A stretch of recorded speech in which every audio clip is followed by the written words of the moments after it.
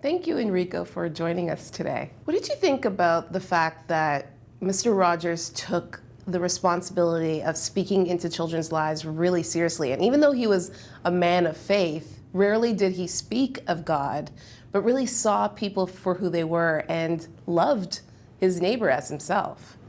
That's very powerful, because I think the message wouldn't have crossed over as beautifully as it did if he mentioned God, if he mentioned Christ, if he mentioned all the tropes of Christianity.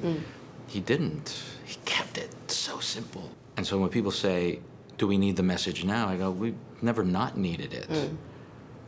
But I think as adults, we cherish it because we understand where we're living in and how refreshing it is for somebody, but only in hindsight, of course. If we just met Fred Rogers today and we didn't know anything about him, we'd still go, Right. You know what I mean? Totally. It's like, it's scary. It's a scary notion that we want something that we're so frightened of.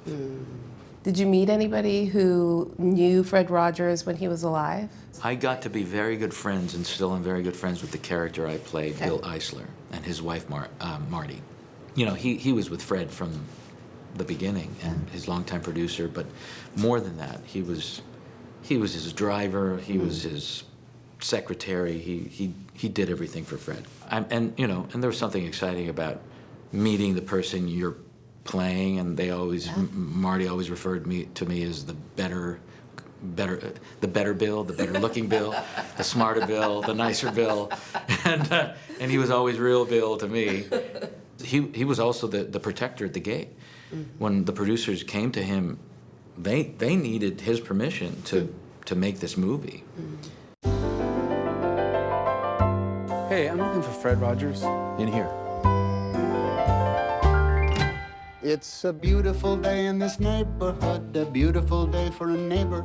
Would you be mine? Could you be mine? What did you learn about your faith and maybe how you perceive other people in life? When the man came down, there wasn't a label attached to him yet. It was just the message. And he happened to be a Presbyterian minister, but he never talked about it. So how do I activate?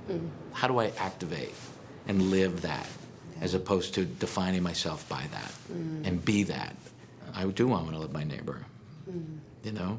And how great it is if you just get good at one, you're good at all three, you know what I mean? I can love myself and God. If I love God, I can love myself and my neighbor. So it's like the triangle is beautiful, but I don't see any word attached to it. It's just about love, and that's the message. And You love broken people, like me. the man walked the walk, and there was no distraction from it. No, that was the word, distraction. He wasn't distracted by anything except. I think the best thing we can do is to let people know, boom, that each one of them is precious.